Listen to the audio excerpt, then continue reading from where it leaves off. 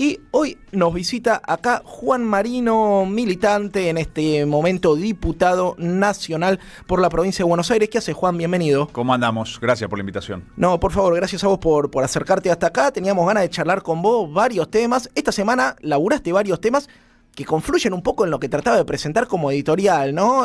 Mandaste primero lo de Daga Atlántica, que ahora nos vamos a meter en eso, pero también te metiste a hablar de inteligencia artificial, del gemelo digital, esto que vienen promocionando de un modo tan marketinero, y sobre todo, y el tema que me interesa arrancar, te metiste con el tema del mar argentino como bien global. ¿Qué es esto y por qué debería preocuparnos? Bueno, hoy presentamos una ampliación del pedido de juicio político a Javier Milei por esto que vos mencionás de el mar argentino como bien global común. Hace unos días, la Embajada de Estados Unidos anunció que el gobierno argentino había firmado un acuerdo con el Comando Sur y con la Cuarta Flota para que la vigilancia del mar argentino en el Atlántico Sur se desarrollase de forma conjunta entre Estados Unidos y Argentina, supuestamente.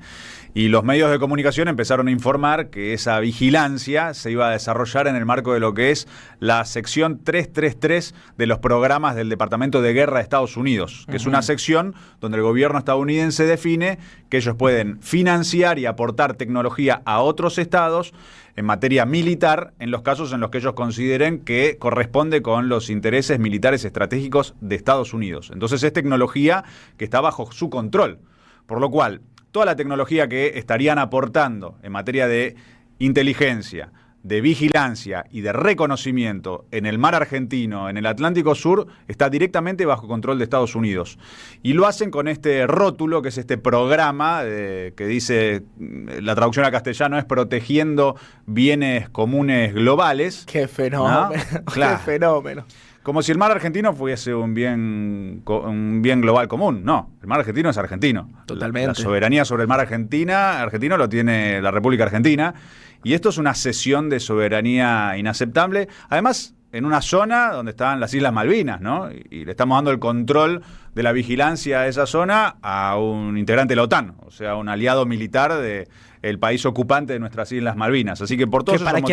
Para quien no tenga memoria, Estados Unidos fue el que, con la corbeta Lexington, garantizó la ocupación británica en 1831 para que en 1833 desembarcaran los piratas británicos, y que en el 1982, la lectura del informe Rattenbach, que es el informe de inteligencia militar que pide pena de muerte para los responsables del ejército argentino, decía, el gran error fue pensar que Estados Unidos iba a saltar por nosotros. Exactamente, esa era la hipótesis de Galtieri. Galtieri apostaba que a través de un acuerdo con Estados Unidos iba a lograr algún tipo de resultado diplomático, algún resultado positivo. Bueno, no pasó, por lo cual fracasan cualquier hipótesis de considerar que de la mano de Trump vamos a lograr recuperar la soberanía, el ejercicio fáctico de la soberanía argentina sobre las Islas Malvinas, o todo lo contrario. Y vos estás pidiendo juicio político directamente, me parece algo totalmente racional, ¿no? De un gobierno basado en la ilegalidad, no solamente en este caso, ¿no? En el cumplimiento de la ley de financiamiento universitario.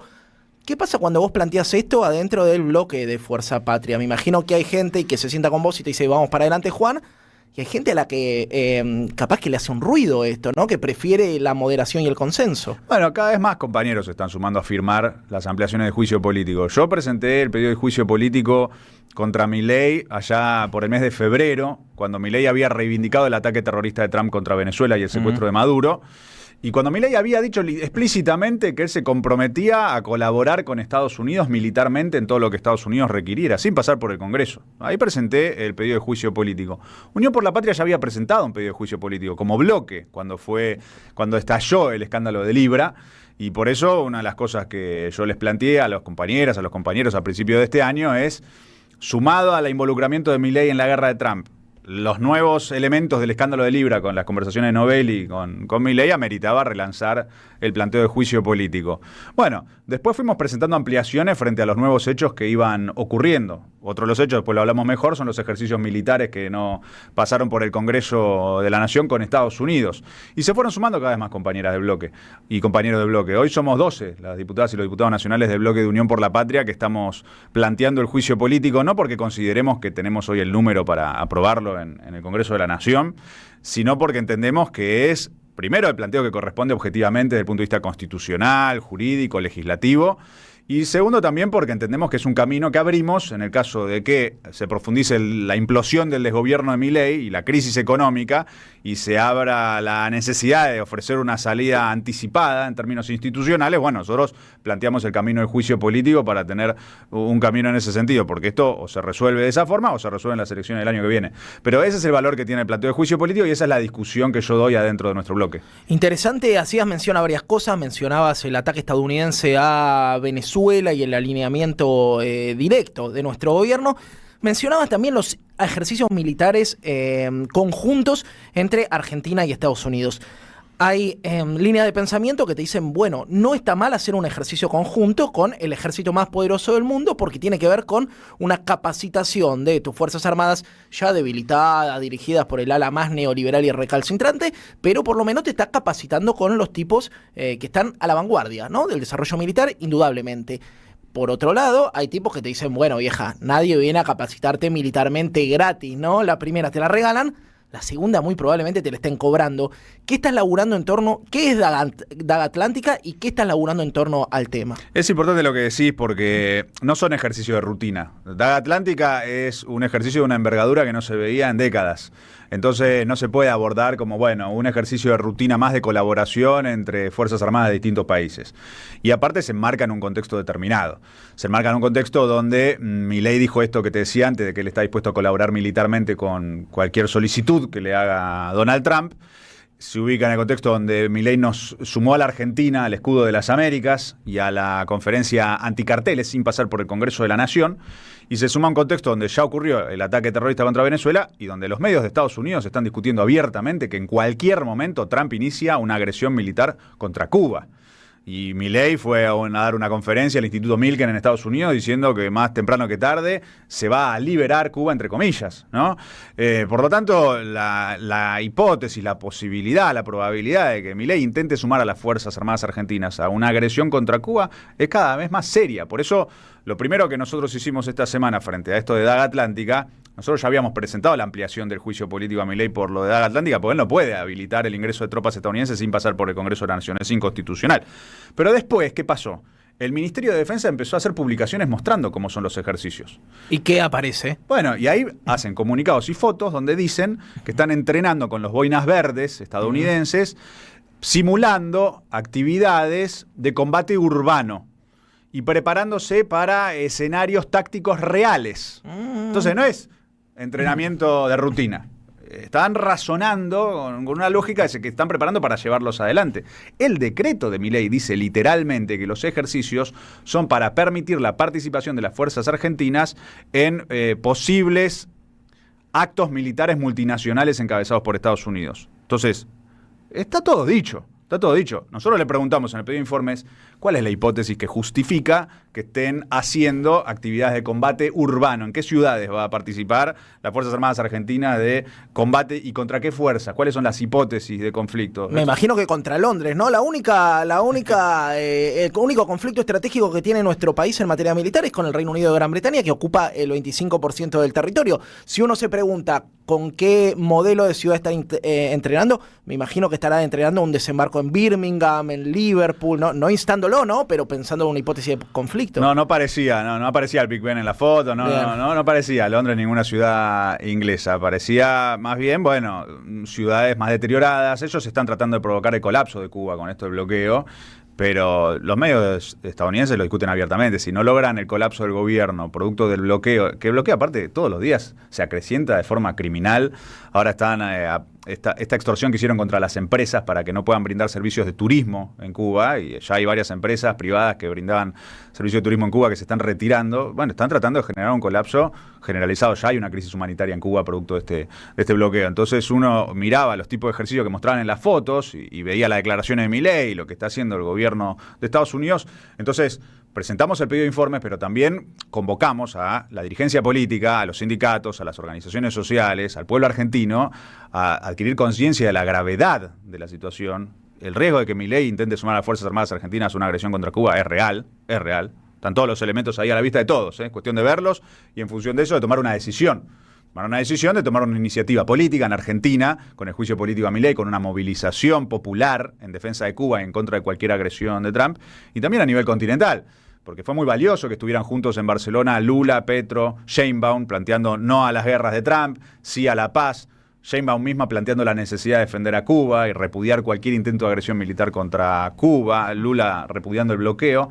Bueno, es muy importante que esa coordinación se traduzca en una coordinación política, diplomática y militar, defensiva de América Latina. Qué importante pensar una unidad militar coordinada entre los países del sur, incluso para pensar la recuperación de Malvinas, ¿no? Si no tenés una estrategia de alianza con el Brasil, va a ser muy compleja esa patriada que nos toca a nuestra generación sin duda. Che, me quiero meter en un tema más que es el que traía para abrir la jornada, que tiene que ver con una nota que publicó Javier Milei en el Financial Times, uno de los diarios bandera del capital financiero estadounidense, llamando a que vengan las inversiones, ¿no? Cuando uno raspa un poco, ve el super rigi, ve la modificación de la ley de sociedades, ve al muchacho Peter Thiel, que está viviendo acá a 30 cuadras en el barrio Parque, y se pregunta qué es todo esto. Digo, desde este programa tenemos una yihad contra las corporaciones de plataformas y tecnológicas alineadas con los intereses de la ultraderecha. ¿Qué está pasando en Argentina? ¿Qué es lo del gemelo digital? ¿Y por qué deberíamos, no sé si preocuparnos, pero por lo menos alertarnos y organizarnos? Sí, preocuparnos, alertarnos, organizarnos, ocuparnos, es muy grave, es muy grave. Son muchas cosas. Primero está el artículo de Milei de hoy del Financial Times que vos mencionabas, que el título es Argentina invita a la inteligencia artificial a liberarse a sí misma, ¿no? El concepto es la idea de que la IA tiene que poder desarrollarse sin ningún tipo de regulación y en última instancia sin ningún tipo de control humano, ¿no? Entonces, en realidad no es la liberación de la IA, es liberar a los monopolios de cualquier tipo de control soberano por parte de la humanidad. Liberar a los monopolios de la humanidad, básicamente. Y el artículo de Milei comparte muchos rasgos con los planteos estratégicos de los Peter Thiel, que Peter Thiel no es un individuo aislado, sino que forma parte de un grupo de personas que incluyen también a el ideólogo de ese sector, que es Sharvin, que es en quien se inspiró Nick Land para escribir este libro, La Ilustración Oscura, que todos ellos reivindican lo que Milei reivindica en el artículo, que es esto de la compañía holandesa de las islas. Sí, Milei lo que dice es tenemos que emular el rol que tenía los Países Bajos como capital de la navegación sobre mundial. Las colonias. ¿Y qué tenía esa compañía holandesa? Que era privada. Tenía soberanía propia, es decir, ellos en los lugares que ocupaban podían dictar las normas, podían ejecutar la pena de muerte, podían, básicamente tenían soberanía como si fuesen un Estado, pero en una compañía privada. Entonces, ellos tienen esa hipótesis, ellos tienen ese plan de trabajo. Sharvin lo plantea explícitamente, que el Estado tiene que crear corporaciones estatales para después privatizarlas, vendiéndoselas a los que son actualmente los monopolios que tienen los fondos para comprarlas. Cuando nosotros decimos que es el tecnofascismo, decimos que cuando llega Peter Thiel a la Argentina, llega el tecnofascismo a la Argentina, es literal. Sharvin dice literalmente que el fascismo es una variante subsidiaria menor de la monarquía y que él reivindica las monarquías porque son la única forma viable en el actual periodo histórico de poder gobernar la sociedad, donde un sector de los ricos, que según ellos son superiores desde el punto de vista incluso genético, desde el punto de vista del darwinismo social, ¿no? Sí, que ellos tienen la capacidad y que están llamados básicamente a gobernar la sociedad y que hay que superar la democracia burguesa tal cual la conquistó la Revolución Francesa y crear estados gobernados por CEOs, básicamente, con la estructura monárquica, donde los monopolios tecnológicos sean los que dominan y donde las personas, los humanos, seríamos consumidores / clientes y donde los que no tienen la posibilidad de valerse por sí mismos quedan descartados. Por eso el planteo eugenésico de Nick Land, el autor de La Ilustración Oscura, es explícito. Él literalmente dice que la humanidad marcha a dividirse en especies diferenciadas, que los más ricos van a ser la especie superior, porque incluso reivindica las pruebas genéticas para lograr esto de prolongar el envejecimiento. Sí, alargar la vida humana. Digo, sí, gran parte de la plata de esta gente está destinada a investigación orientada a cómo no envejecen las células, además de habitar Marte, ¿no? Que es la otra parte que no vamos a llegar a hablar, pero tiene que ver con el desarrollo aeroespacial y con cómo todo tiene que ver con todo, ¿eh? Ayer hablábamos del funcionario de ARSAT que lo puso el gobierno del Frente de Todos, pero que siguió con Javier Milei detenido con $2,5 millones de bolsillo, y su vinculación con Escaturice y el Orsna, ¿no? Cómo hay ahí una disputa por pensar lo aeroespacial y lo estratégico que fue ARSAT en algún momento. Juan, no quiero abusar de tu tiempo, pero te quiero preguntar, esta es la Radio de las Madres, vos sos un tipo revolucionario que viene pensando la Argentina. ¿Cómo ves la situación de la interna política? Venís laburando muy cerca del gobernador de la provincia de Buenos Aires. ¿Y por qué alguien que se considera dentro de los principios revolucionarios debería abonar a que Axel se consolide como representación del liderazgo nacional y popular? Sobre todo, y ahí te hago una adenda al pie, viendo que atrás de Axel, que yo creo que es sin duda el mejor candidato que tenemos, reconociendo que Cristina es la gran lideresa histórica, que atrás de Axel se ordena gente que no sería precisamente revolucionaria. Mirá, me parece que todo se define en función de que entendamos lo grave que es Milei y que no podemos permitir 4 años más de Milei.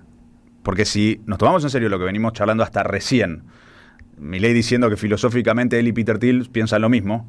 Él dice que los dos son anarcocapitalistas, por lo cual ya ni distingue anarcocapitalismo de tecnofascismo. Esta ley de sociedades que vos decías, donde básicamente habilitan las sociedades automatizadas sin trabajadores humanos y sin responsabilidad solidaria, o sea, con responsabilidad limitada, o sea, donde los dueños no se tienen que hacer cargo con su patrimonio personal. En línea con esto que vos decías, ¿no? De estas pruebas genéticas que vos mencionabas, las están haciendo en Honduras, en una ciudad privada que crearon ellos. Es terrible. Un día vamos a una columna. Eso hay que explicárselo. La gente tiene que saber. Peter Thiel y todo su grupo armaron una ciudad privada donde hacen pruebas genéticas que no están bajo el control de las autoridades, que lo hacen ahí para no estar bajo el control de las autoridades estadounidenses que administran la cuestión genética, médica y demás. Entonces, si nos damos cuenta de la gravedad que están haciendo esta ley de sociedades para que los Peter Thiel puedan operar en Argentina sin ningún control, la ley de tierras que quieren modificar para vender sin límites las tierras a los extranjeros. Hoy se les trabó un poco igual, pero bueno. Pero ese es su plan, eso es lo que intentan hacer. Entonces, si nos damos cuenta de que eso es lo que tenemos enfrente, es muy importante ganarle a Milei. Que no haya 4 años más de Milei. Y ahí es donde aparece el liderazgo de Axel Kicillof como la figura que puede reorganizar al peronismo con una variante competitiva para ganar las elecciones del año que viene. Es decir, quien hoy está logrando la mayor cantidad de apoyo popular, social, de los sindicatos, de las organizaciones sociales, de quienes se manifiestan contra Milei, se mide también en las encuestas, se midió el resultado de la elección de la provincia de Buenos Aires el año pasado, la elección provincial. Bueno, uno se da cuenta de que con Axel se le puede ganar. Con Axel formando parte e impulsando un frente anti-Milei. La pregunta es, ¿ganarle a Milei a cualquier costo o ganarle a Milei con un programa que diga, muchachos, si nosotros llegamos mínimo tenemos que hacer 4 cuestiones de fondo? 4, y que las disponga el gobernador y su gente. No voy a marcarle yo la agenda de la Radio de las Madres. Pero también uno siente que le gustaría escuchar líneas estratégicas programáticas para pensar cómo salir del pozo, básicamente. Ganarle a Milei, primero. El año que viene llegaremos al momento de la elección y veremos cómo se le puede ganar a Milei, en primer lugar. No creo que haya que anteponer la discusión programática por delante de la necesidad que tiene el pueblo, que es evitar 4 años más de Milei. Si nosotros podemos lograr que la fisonomía del frente que le pueda ganar a Milei tenga características de ruptura con Milei estratégicas, me parece que es muy importante. Y ahí es donde Axel Kicillof, participando del GPM en Barcelona, del Encuentro Progresista Mundial, con Lula, Sheinbaum, Petro, Pedro Sánchez, con un planteo de ruptura con Trump, de defensa de la humanidad contra la guerra, de defensa de la defensa de la humanidad contra los genocidios, de defensa de la paz. Eso ya es un planteo estratégico. Lo que rige la política es la política internacional. Entonces, que tengamos un gobierno que rompa con Trump, eso ya es fenomenal, porque eso te da muchísimas mejores condiciones para a partir de ahí empezar a luchar para romper lo de la Atlántica, lo de la vigilancia estadounidense sobre el mar argentino, toda esta subordinación que venimos describiendo a Estados Unidos, estas normativas que quieren imponer para que Peter Thiel pueda hacer lo que quiera en Argentina. Bueno, todo eso, si tenés un presidente que ya le puso el cuerpo y la cara a un planteo de ruptura con Trump, te genera muchas mejores condiciones. Entonces, eso me parece que es fundamental. Por lo cual, por eso, en nuestra opinión, el liderazgo de Kicillof en un frente anti-Milei también genera mejores condiciones desde el punto de vista programático en ese sentido, porque lo que tenemos que lograr no es solamente ganar ganarla Milei, sino que el próximo gobierno rompa con la subordinación que Milei está imponiéndole a nuestro país frente a Donald Trump y al imperialismo estadounidense. Y si además el pueblo estadounidense hace lo suyo y le ganan a Trump las elecciones legislativas de medio término ahora en noviembre, y las movilizaciones de No Kings progresan y adquieren fisonomía política y avanza el impeachment, bueno, eso nos va a generar muchas mejores condiciones en Argentina para poder romper con el imperialismo estadounidense. Así que por eso para nosotros es tan importante la candidatura de Kicillof, el liderazgo de Kicillof, y puede contribuir a una solución en ese sentido. Y por eso también nosotros, como partido piquetero, formamos parte del MDF, el Movimiento Derecho al Futuro, y planteamos que el Movimiento Derecho al Futuro se tiene que transformar en un canal para el desarrollo de la militancia y agrupar a la militancia e impulsar a la militancia, porque también el gobierno que venga va a necesitar la base social de apoyo y de movilización popular para llevar adelante cualquier tipo de iniciativa o medida de ruptura con Trump. Se va a necesitar una muy fuerte movilización popular. Nosotros tenemos que ver lo que pasa en el continente. O sea, Evo Morales está denunciando que hay un plan orquestado entre el gobierno de Bolivia y el Comando Sur estadounidense para secuestrarlo e incluso para asesinarlo. Secuestraron a Maduro. Están por desarrollar una agresión militar contra Cuba. El profe Castillo está en cana, 11 años de condena en Perú. Pedro Castillo preso. Cristina Fernández de Kirchner, la más grande lideresa de los últimos 70 años de este país, presa y proscrita por el mismo proceso, porque Marco Rubio era el que había pedido las sanciones contra Cristina. Entonces es el mismo proceso. Muy importante la elección que vamos a tener en Perú este domingo.